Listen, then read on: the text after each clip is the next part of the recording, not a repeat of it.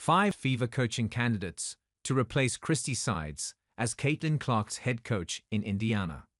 The WNBA's coaching carousel has reached another level in the 2024 offseason. 1 week after the WNBA Finals ended, the Indiana Fever announced they parted ways with head coach Christie Sides. Sides is the 6th coach to be dismissed this offseason, and there could be even more movement, meaning over half the league could start next season with a new head coach.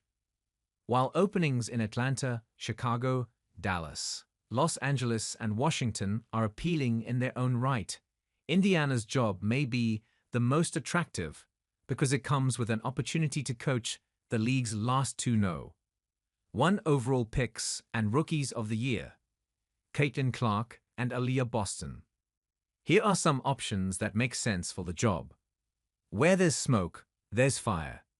Despite still being under contract as the head coach in Connecticut, White has been linked to the Fever long before Sides' dismissal, including a recent report from Annie Costabile of the Chicago Sun-Times.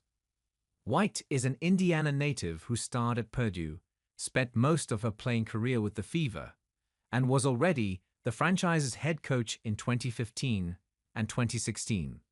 The 2023 WNBA Coach of the Year. White is one of the game's best tacticians and gets the most out of her players, as evidenced by her work with the Sun. Indiana has a young roster full of potential, and White is the type of coach capable of getting the most out of everyone, from superstars to role players. Miller is an accomplished head coach in the WNBA.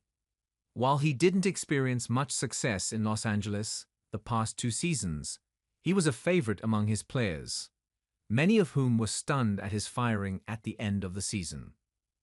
Before moving to Lair, Miller coached the Sun for 7 seasons, leading them to the playoffs each year and the finals in 2019 and 2022. Miller's name will be mentioned for several job openings, and with good reason. He could lead the Fever to the next level, which is why the franchise is seeking new leadership. As a bonus, Miller is familiar with the Hoosier State. He led the University of Indiana's women's team from 2012 to 2014 before resigning. There could be a reunion angle there too. Could the answer already be in the building? Bowsek isn't on the Fever staff, but is in her 4th season as an influential member of the Pacers staff.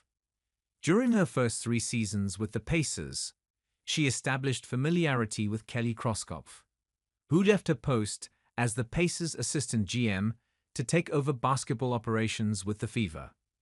Bowsek played in the WNBA, has 6 seasons of WNBA head coaching experience, and is in her 8th season as an NBA assistant. That unique blend of experience and pre-existing familiarity makes her a nice candidate. Miller feels like a long shot, but perhaps her moment as the coach of the WNBA All-Star team in 2024 was a preview of things to come.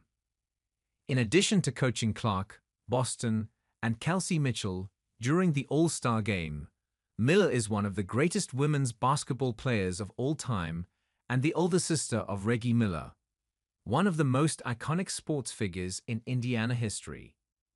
As for her coaching credentials, Miller coached USC for 2 seasons in the 1990s, coached the Phoenix Mercury from 1997 to 2000, and most recently, coached Cal State Los Angeles from 2016 to 2019. Could it be? Bluder retired from her job as Iowa's head coach following Clark's senior season. But maybe there's a reunion in the works here. It's no secret what those two mean to one another. Bluder has denied any interest in getting back into coaching, so it seems highly unlikely. But it's worth mentioning at the very least. Stranger things have happened.